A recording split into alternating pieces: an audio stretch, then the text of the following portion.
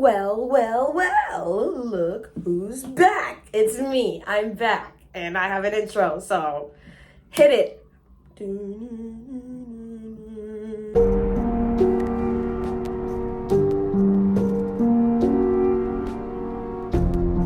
But this story is, I think this one is a pretty, it's a pretty spooky one. So this lady is from Nigeria. However, she moved to America and she's been living in Chicago ever since, right? Boom. What she said in the email is that a lot of people underestimate the power of voodoo. And she also says that ignorance is very bliss. If you don't know something, like that ignorance, like if you don't know something that somebody else knows, that person can easily take advantage of you. And that's what she wants you guys to be aware of. And she wants you guys to listen to this story. This is the woman who was controlling her friends. So this is the woman who had a voodoo doll full of her friends. And it would all come crashing down when one day her daughter walks into her room and found her shrine. Okay, so this woman, we're going to call her Sarah, okay? So Sarah came from Nigeria, like I said earlier. And in her village, she says that there was a lot of magic going on, okay? Like, she grew up with it. This is normal. There was no, I guess, influence of Christianity around her. This is all she's ever known, and this is all she's ever practiced. So back home, she says that her and the people that she was in the tribe with were very powerful voodoo priests or voodoo priestess. Like, they were very powerful magical people, period. Like, it's not even like they really put a name to it, because most of the people that they were around in their tribes actually did the exact same thing. So to her, this is normal, right? But she said when she came to America, it was a different world, because it was like people didn't automatically believe in magic. It's not even like they wouldn't automatically believe in magic. There were also some skeptics living in America. Like, a lot of people just straight up didn't believe it. And she would tell people about these things, and people would like look at her like she was crazy, or look at her like, you know, try to make fun of her type stuff. So she was like, yeah. She said she became pretty powerful in voodoo at the age of about 16 to 17, and she came on over to the States when she was turning 17. So this was around the time that she was still in her teenage years, growing up. So she says she spent a good amount of time in America, because now she's like 32 years of age. But yes, so she said when she first came to America, one of the first problems that she experienced a lot was bullying, because one, she had an accent when she came, right? So a lot of the kids that she went to school with were making fun of her. And then on top of that, because she was African, they were calling her, you know, really hurtful things, you know, like the typical African booty scratcher, and her being dark skinned, that would also be like, you know, a topic of bullying. And so she was just like, she just grew tired of these kids. And then on top of that, she would go to school and she would talk about, you know, all of these things that she'd experienced and she'd seen in her village. Like, she would talk about magic, she'd talk about voodoo and all of that stuff. And people were looking at her like she was schizophrenic, like she was crazy. And people were making fun of her because of all of those things.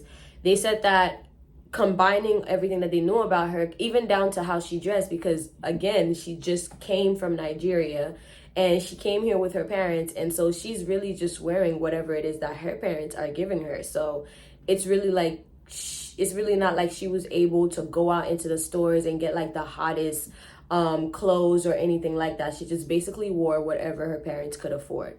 And she said it seemed like no matter what was that? Seemed like no matter what, people were just not giving her the chance. Like, no matter what efforts she put in. And she was also really good in school. So when it came down to like her subjects and things like that, like, why? Homegirl was absolutely killing it. So now at this point, she's in high school. She's making fun. She's getting bullied and stuff like that in high school. So at some point, she just decided, you know what, she's just going to entirely alienate herself, put herself in a corner, and just stay away from everybody else. And if everybody else want to see her as a weirdo, then that's just what it was going to be. She said that she was going to drop everything up until one day she was walking home from school. And trigger warning. She was walking home from school, and a couple of boys decided to join her on that walk. So she said that she's always been like a plumped person. So she's always been like developed. Even when she was younger, like she had the boobs, she had the butt, like, so, that's just how she was naturally built. Unfortunately, one day she's walking home from school and a couple of boys decided to join her on her walk. And what she didn't imagine was that they were going to corner her and SA her. And if you don't know what SA is, it means sexually assault. So she said one day after school, walking home from school, she winded up getting SA'd by a couple of boys. And she said that situation brought her so much pain and so much shame. And it was really hard for her to even go back to school. She said she took, like, her African parents, of course, would not understand, like, what she was going through. And she didn't even want to tell them either. So she decided, she was going to bury all of this and pretend that she was going to go to school every day for like a week and honestly just not actually go to school. So a whole week goes by where Sarah would wake up in the morning, tell her parents, yeah, guys, I'm going to school. I'll be back. And honestly would just wind up going to the park and just chill there all day, or wind up going to wherever and just spend her time all day and get back home and act like she'd been in school. So surprise, surprise, that blew up in her face because she didn't actually come to school for a week. So her professors at school, her teachers at school started becoming concerned. So they phoned they phoned her mom to let her know, like, hey, we don't know what's going on, but Sarah hasn't been in class or in school, period, for the past week. Is she okay? Is everything okay at home? And Sarah's mom is like, yeah, she literally left for school this morning. What are you talking about? And the school's like, no, she's not here. Like, she literally hasn't been here since last Monday. So what, like, is everything okay at home? So Sarah's mother's like, I'll take care of this. I'll speak to her. She should get home a little bit later. I'll get to the bottom of this. Now, Sarah says when she gets home later that day, her mom is sitting, in the living room waiting for her. So she walks in through the door and her mother's like, so how was school? She's like, school was good, da da da. And her mother's like, did you get any homework? Like, do you have any projects coming up for school? Basically asking her like a lot of like specific questions about school. So then Sarah's like, dodging all of those questions until finally her mother jumped up from the couch and was like, you're a freaking liar. You are a liar. You are a night walker. You are alcoholic. You do drugs. You are a prostitute. You just sell fronts. Like her mom starts going off on her for lying, basically. And she said her mom also beat her ass as well. So the following day, she had no choice but to go to school. And she going to school with all these marks on her body.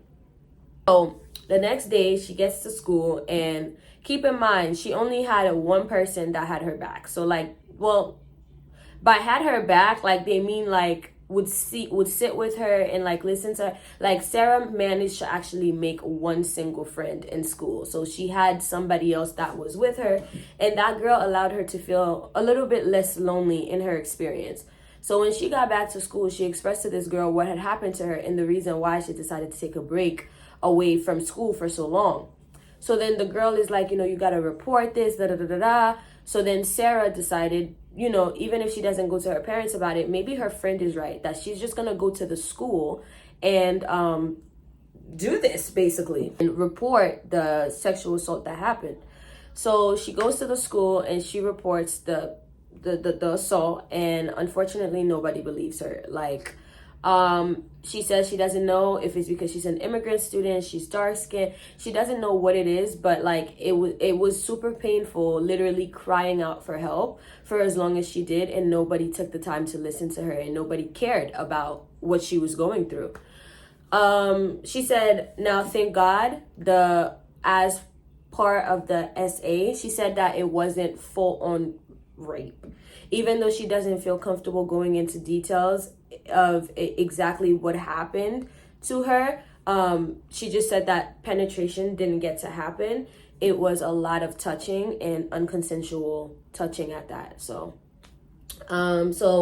She said that when she went to the school to complain, to, file a report against the boys, they basically told her that, what are you complaining about? Basically, if there was no penetration, then you're good. Like, you walked away unscathed. A lot of women can't say that for themselves because a lot of women get actually pinned down, and the worst of the worst happen, and then some of them wind up dead. So it's not to say like you're not a victim, you're just not the biggest victim. And so that's how school managed the situation. None of the boys got suspended. Nothing happened. There were no repercussions. And Sarah just had to resume back to school as if nothing happened to her, obviously. So she said when she gets back to school, she thought like at least the boys would have recognized that they did something wrong and would have kept their heads down. So that would have allowed her experience to be a lot easier.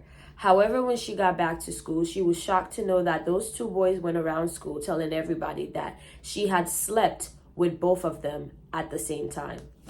Now, she has girls that are coming after her because they're like, oh, how dare you sleep without crush, da-da-da-da. I've been talking to this boy for however long. And it's like, she's damned if she says what happens, and she's damned if she doesn't. If she blurs out, it was unconsensual, I was just walking home and these boys ran up on me and dragged me away. Like, people were not gonna believe them.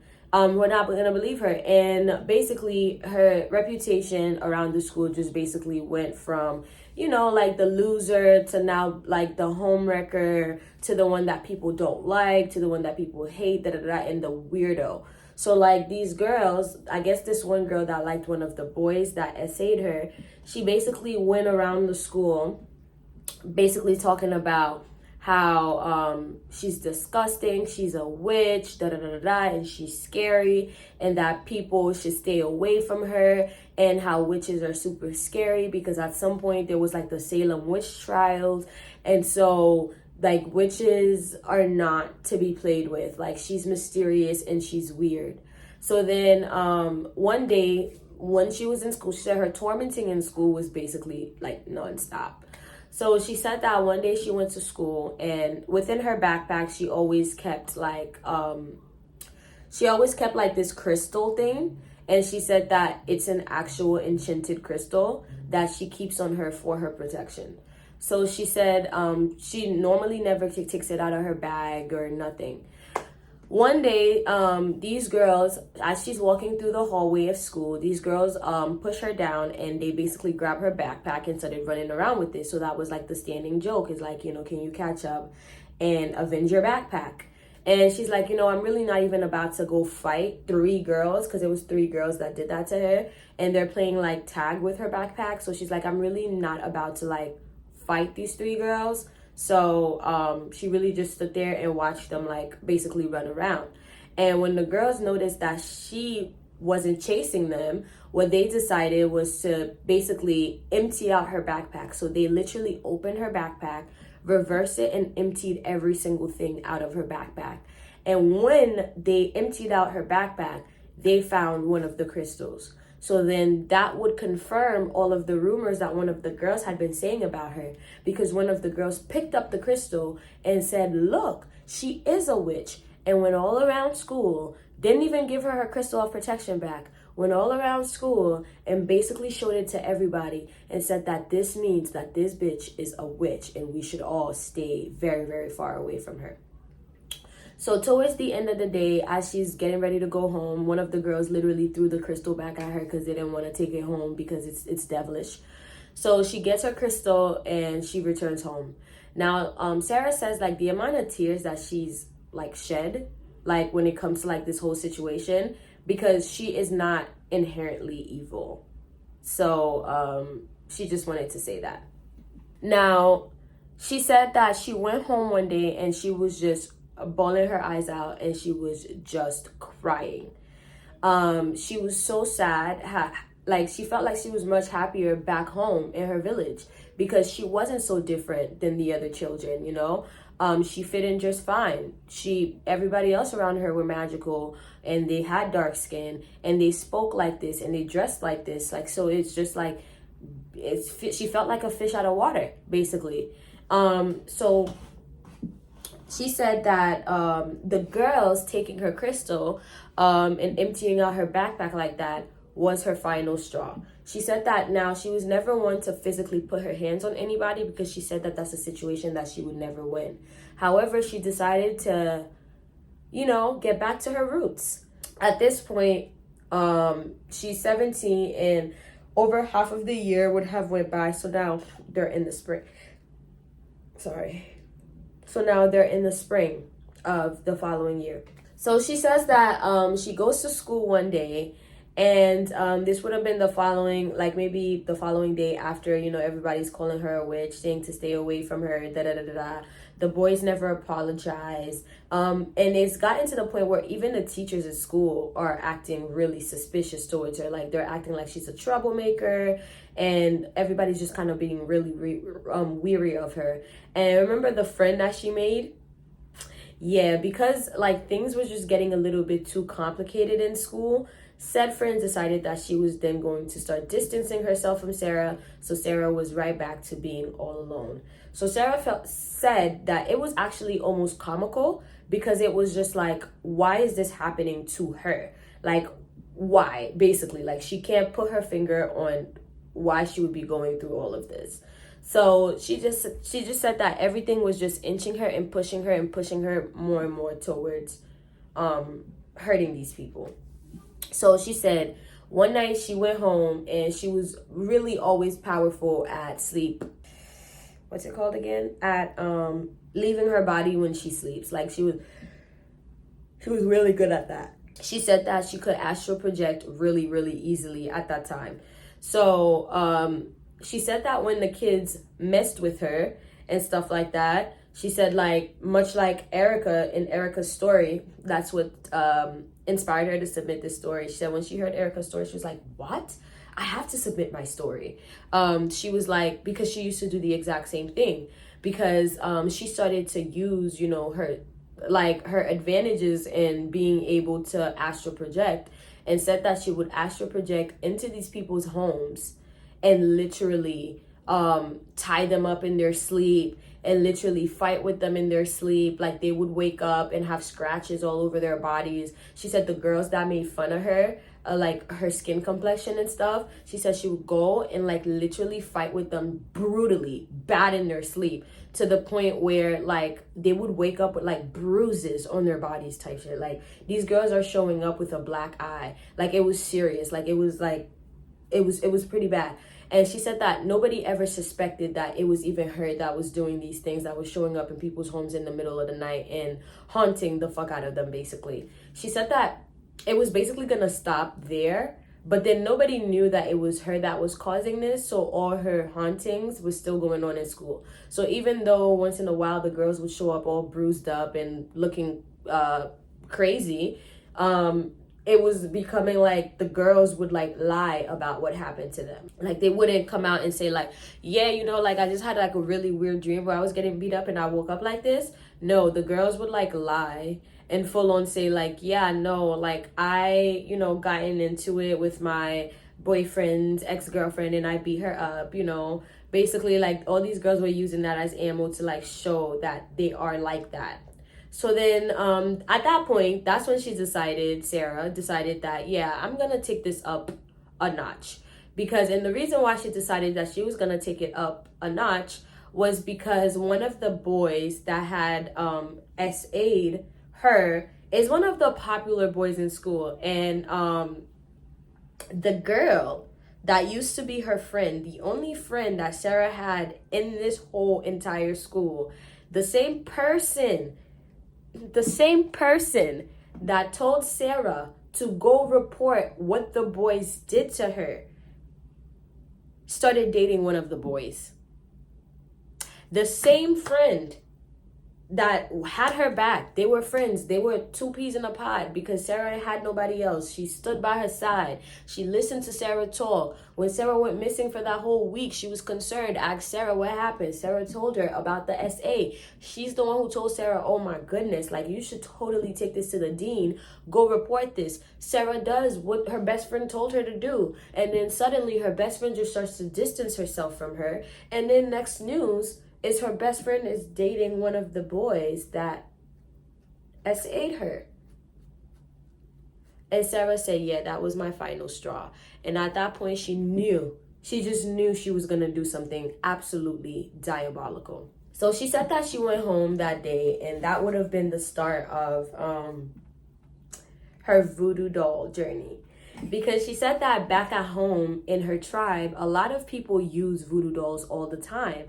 And so that's where she would have picked it up from. She said that she knows the power of a voodoo doll, and depending on how well you construct the voodoo doll and how much of the other person's DNA that you can actually get and connect it into this voodoo doll, the more you're able to full on control a person, even down to the things that would come out of their mouths. Like, so then she said, oh, I'm just gonna create a voodoo doll for everybody.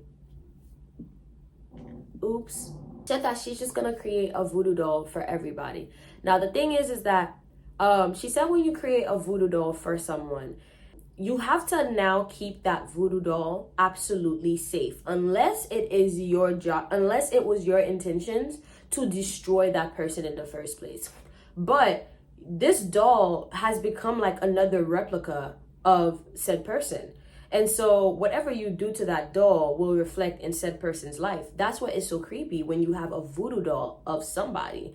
That means if I put the voodoo doll's arm up, the person's arm is actually gonna go up. If I make this voodoo doll do a backflip, the actual person is gonna do a backflip. And so it's like this voodoo doll is like a replica of this person. So she said that she had no intention of unaliving anybody at all. So, but she had every intention of getting her leg back, basically. So she said that she decided that she was gonna go home and she was gonna create a voodoo doll for her ex-best friend, the two boys that essayed her, and specifically two girls in school that just would not let her be. One of the girls being one of the ones that started the witch rumor, and the other one being one of the girls who had her backpack and ran all around school with it. So she said she had revenge out for the two boys, the ex-best friend, and the two girls.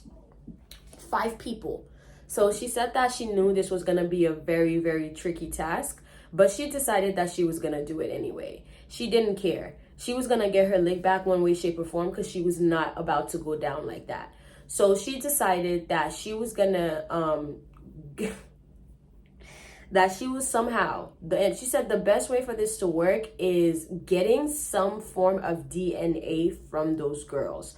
So she said for one of the girls, like her ex-best friend, it was pretty easy because her ex-best friend had given her like a shirt one day. So she still had that shirt. So she was like, the ex-best friend is done. Like, I'm good with you. So it was really the 2 girls that didn't like her and the 2 boys that essayed her. So how was she gonna do it? So she came up with a plan. So she said for the 2 girls, she said this is the one time that she is willing to full on get in a fight.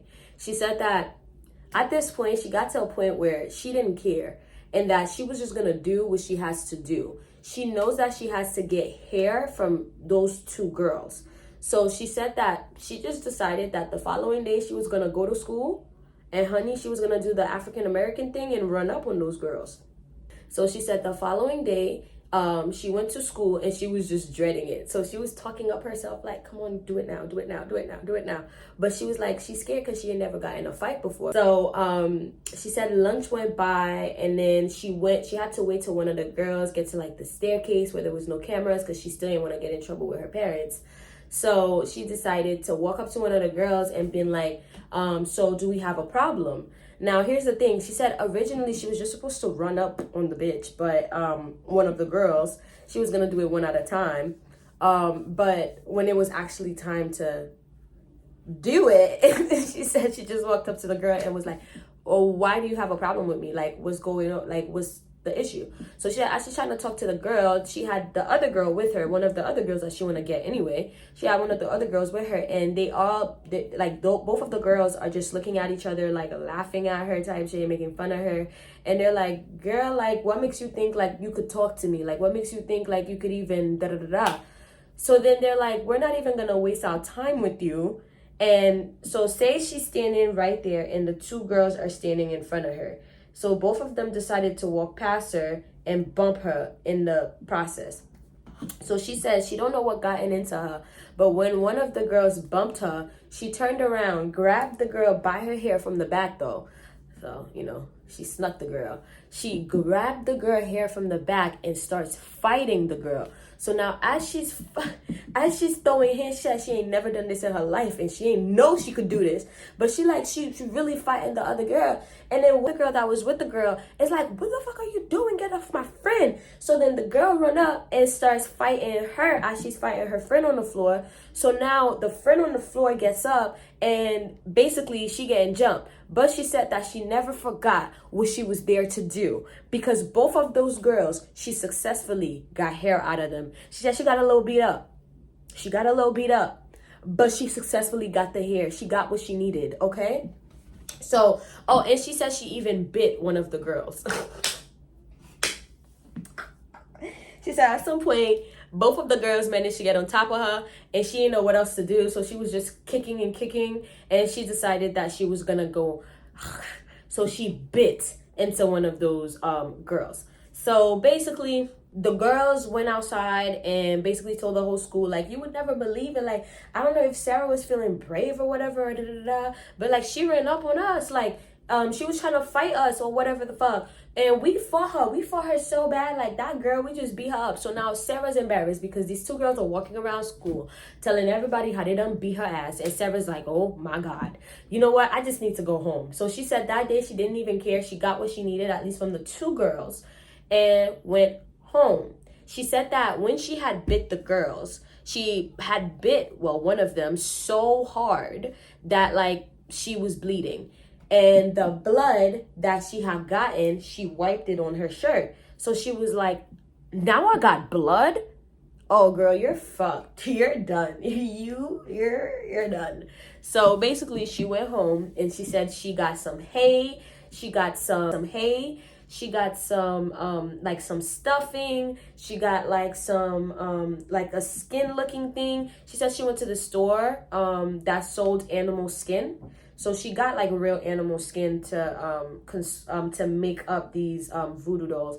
And she said like, when think how do you call those people who unalive animals and then stuff their insides and then like hang them up on the walls? Taxidermy. That's a big word, Elmo.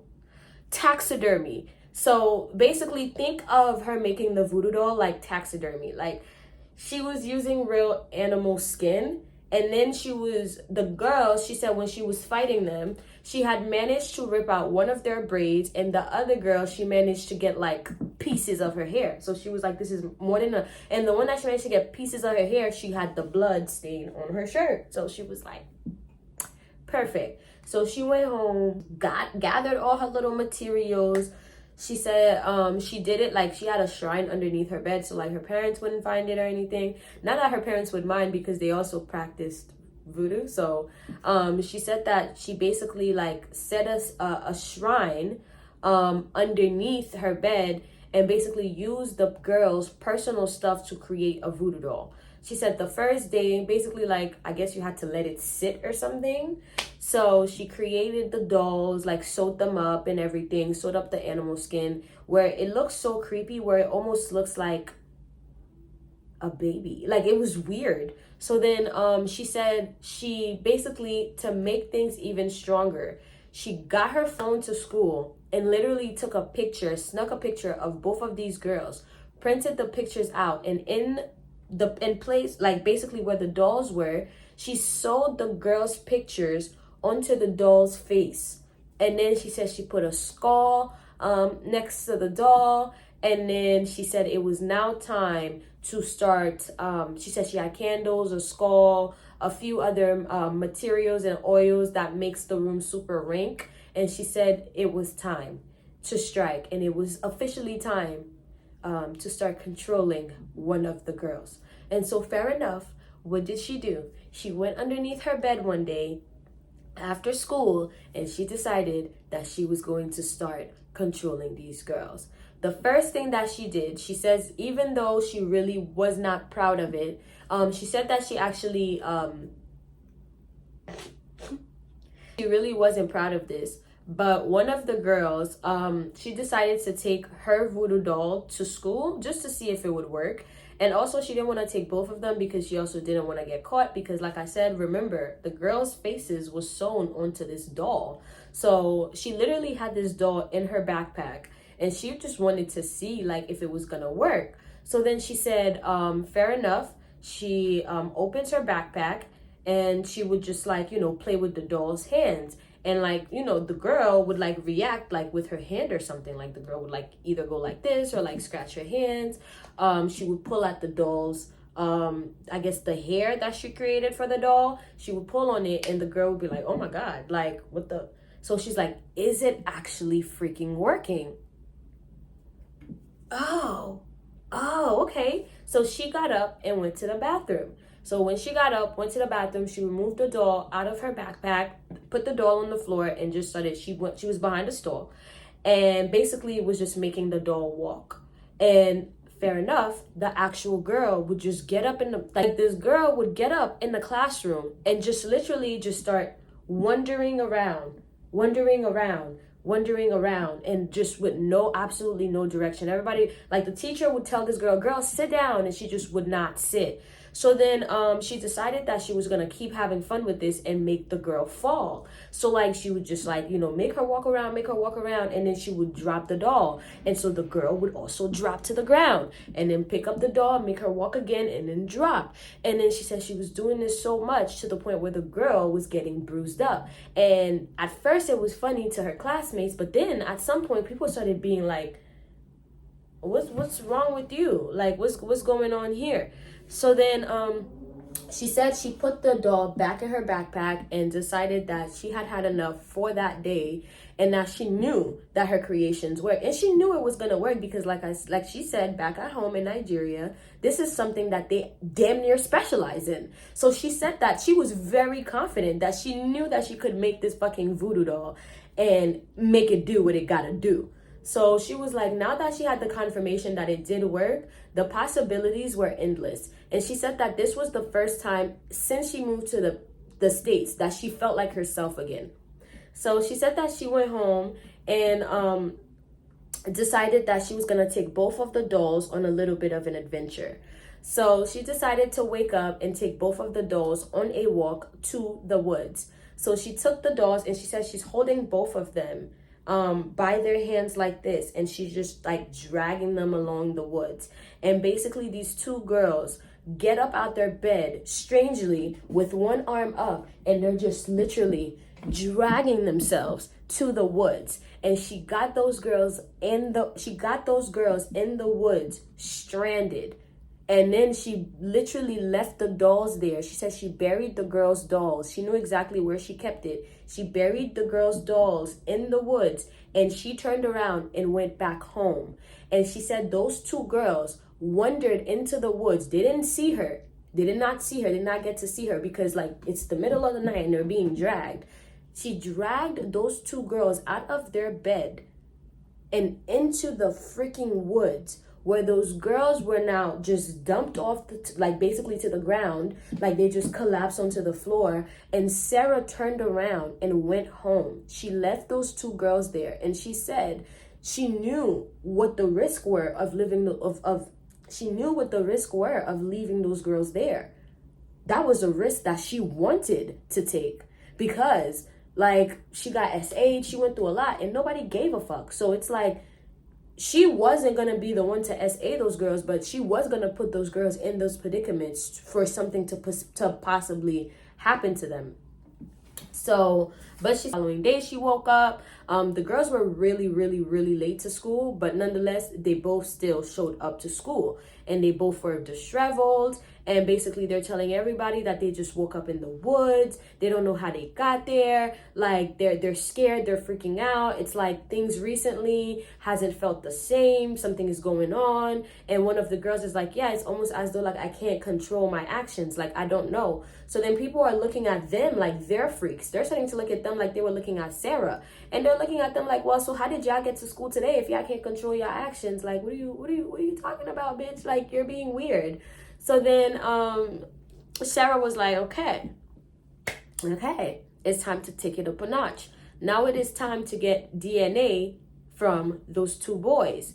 And the best friend, she did create a voodoo doll for the best friend. But she says she has something very special for everybody.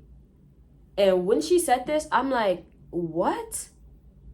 So she said she had something extremely special for everybody. So she said for the boys, it was a little bit easier to create a voodoo doll from them that was easy to control because she had those boys' energy all over her. They literally SA'd her. So she was like, yeah, like I really wouldn't even need to get anything from the boys, but like she decided to anyway. So for one of the boys, it was a notebook that he had. You know, his handprints, his everything is all over it. So she just ripped a page, fingerprints, his everything is all over it. So she ripped the page and put it away. And another one of the boys, she got his water bottle. Yeah, so that was that. She said that with the boys, it was actually pretty easy to make. And she said for men, it's a lot easier to control men via voodoo than it is to control other women. She said she doesn't understand the math of it, but that's what she said. So she said she got the paper from one of the boys and the water bottle from another one of the boys, and it was time to get to work. So she created the two voodoo dolls for the boys. So now she had the two girls, the two boys, and the best friend. And now she said, now that it looked like a little party underneath her bed, she said like the bottom of her bed looked real creepy. Like if you opened up the curtains that led to like the bottom of her bed, like you would be concerned because it's like, why do you have this? Like, why do you have of like 5 voodoo dolls? Like what the fuck? So yeah, so she said basically one night it was time to get to work. So she decided that she was gonna break up the relationship that her best friend had with one of the boys that SA'd her. So she took one of the girls' voodoo dolls, one of the girls that she was getting revenge on, and literally walked her to the boy's house and had her him. And if you're wondering, how is that possible? How would she rape him? I got you right now. Because she said she took the girl's, trigger warning. She said she took this girl's voodoo doll and one by one walked the girl's doll to the boy's house. Had a backpack with her, and inside of her backpack was a pan. Like it was a cooking pan. So she gets inside of this boy's house, and the boy opens the door. He's like, yo, what are you doing here? And you know, him being like a tool, he's like, you want to come in? Because he knows the girl. But you know, he's like, you want to come in? The girl comes in, and he's looking at her like wondering why she's there. And the girl just literally turns around out of nowhere and takes out the pan from her backpack and whacks this boy in the face. I'm like, well, okay, I guess that's what the pan was for, a cooking pan. So she says when she whacks him in the face in his own home, but I guess nobody saw or heard. She says that she drags the boy into his room and literally ties him up, takes a broom, and literally starts to, with the broom, while this boy was knocked out and tied up, laying on the floor because she couldn't get him on the bed. She said she dragged him into his room. He was still on the floor. She pulled down those pants and she took a broomstick, and you can let your imagination do the rest.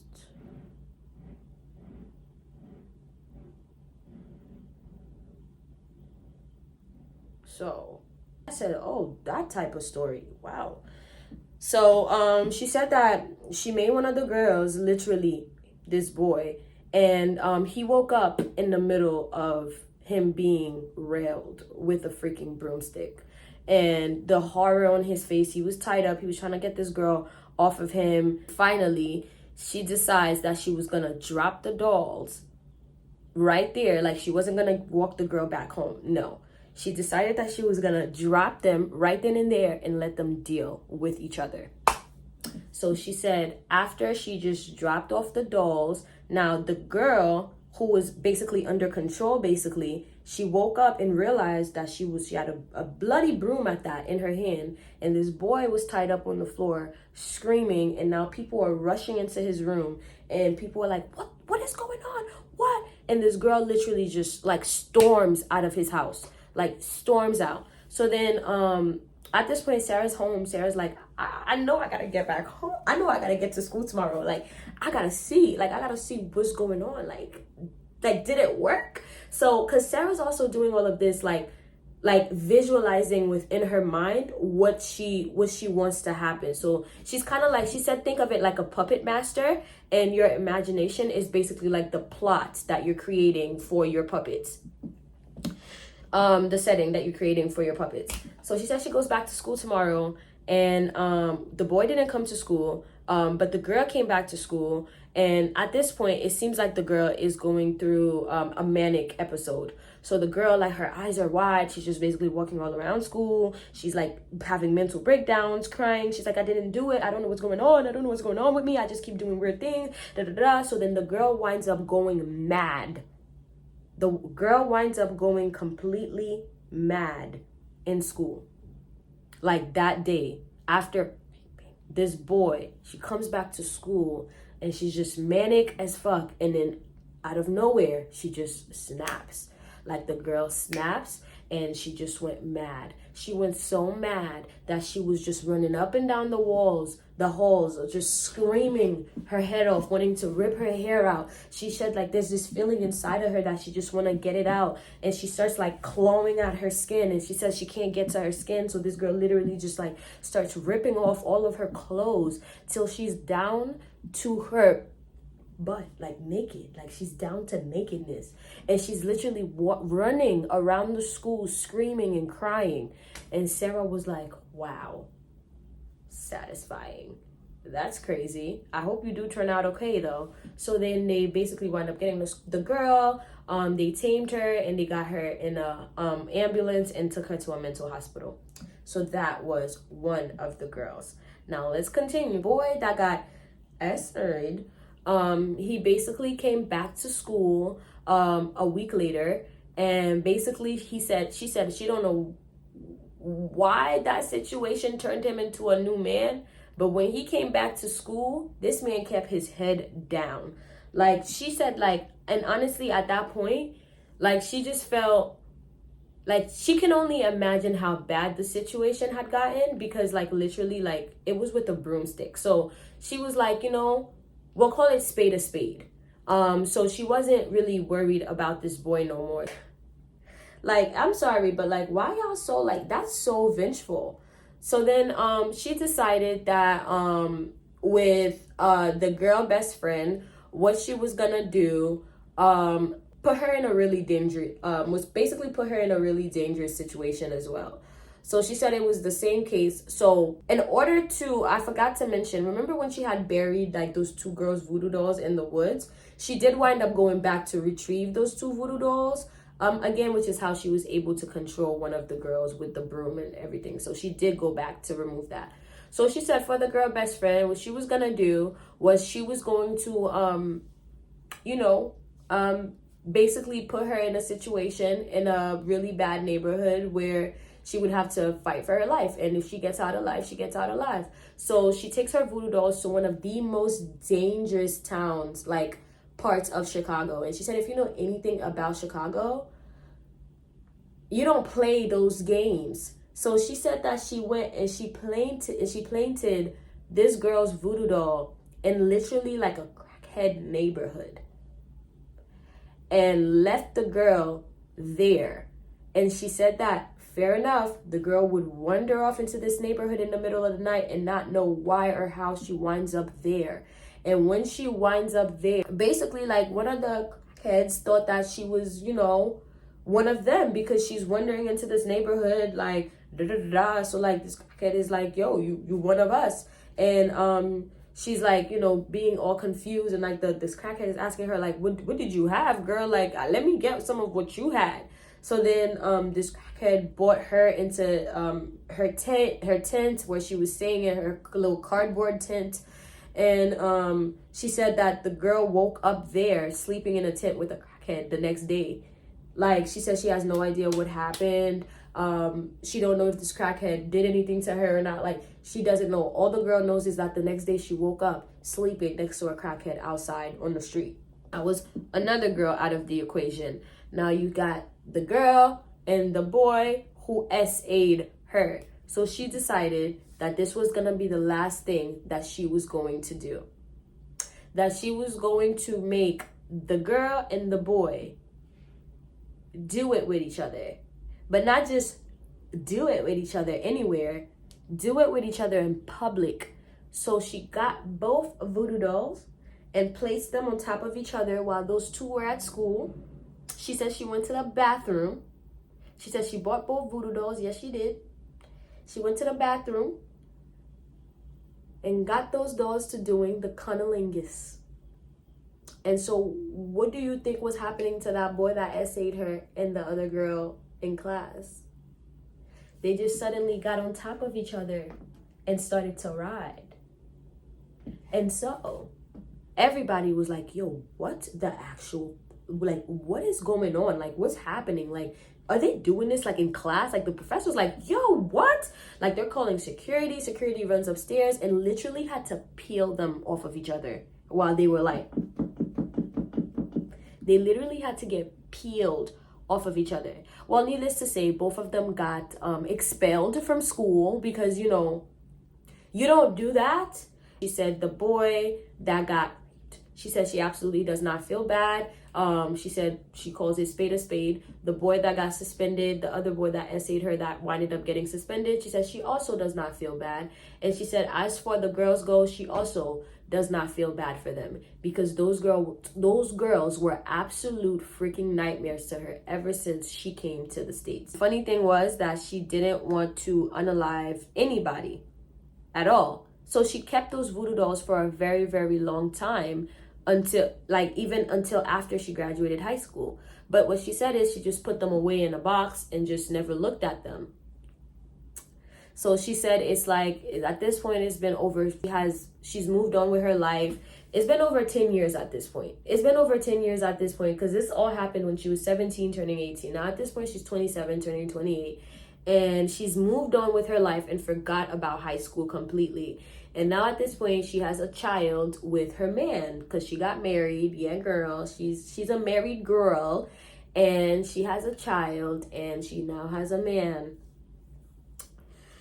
And she said everything was going really, really great until, you know, the child turned about two or three or something like that. She said, well, during this child's terrible twos, the child stumbled across this boxes of weird looking dolls. And the child was like, oh my God, like she was so fascinated by it that she was just like, oh, cool. Like, you know, I'm going to start playing with one of the dolls. So she picked one of the dolls from the box. I guess she just picked her favorite one. And it so happened to be one of the boys. Now, this is like a creepy doll, right? Because at this point, like the animal skin is wearing off, like the stuffing is coming out. It smells funny. Like the picture that was like on the face is just like, it just looks weird. But the child grabbed the doll one day randomly and was just walking around the house with the doll. And the father was like, yo, where did you get that from?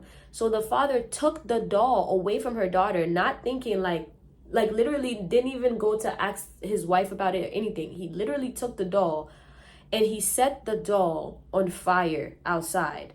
So one day, Sarah goes upstairs and she finds like the box was left open and she's like, uh-oh. automatically realizes one of the boys is missing. So she's like, uh-oh. So then she goes downstairs and asks her husband, and her husband was like, yo, that weird creepy doll our daughter was walking around with, I thought she found that somewhere outside in the yard and brought it inside the house. Yeah, I burnt it. She said, you did what? She said, yeah. He said, yeah, I set it on fire. She was like, you just unalived somebody. And he's like, what? She's like, yeah, I think you just killed somebody. And then, fair enough, the following day, they had news that boy from high school, for whatever reason, got into an accident and his car blew up.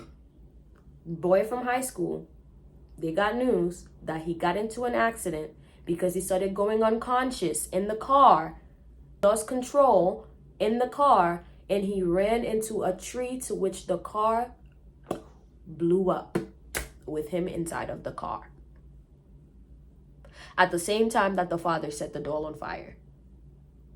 I don't want to set the world on fire.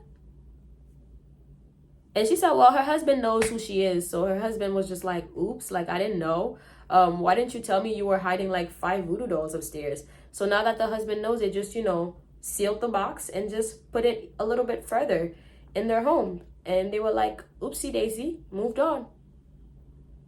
And Sarah says till this day she has no regrets. I don't want to set the world on fire. Wow. Thank you guys so much for watching this story time. Like, this one was... Sarah, thank you for submitting that. I'm not messing with nobody from Nigeria. I'm not messing with nobody from Nigeria. Is this what y'all be doing? Creating fucking, like, dolls of people? That's so spooky to me. Anyway, if you enjoyed watching this story, if you were spooked out, if it took you through an emotional roller coaster like it did me reading this story, then you're going to leave a comment down below letting me know your thoughts, your feelings, and your emotions, and letting me know also, like, what type of stories that you want to listen to next.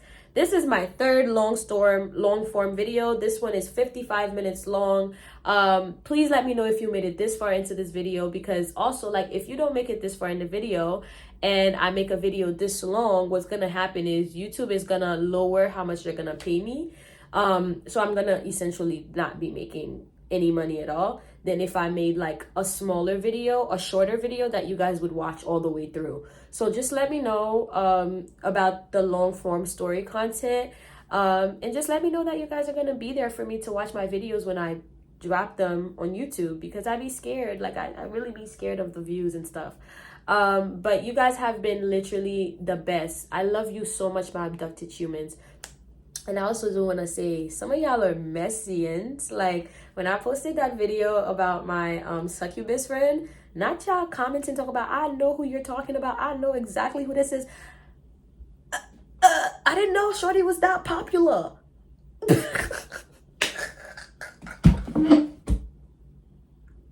I don't want to set the world on fire.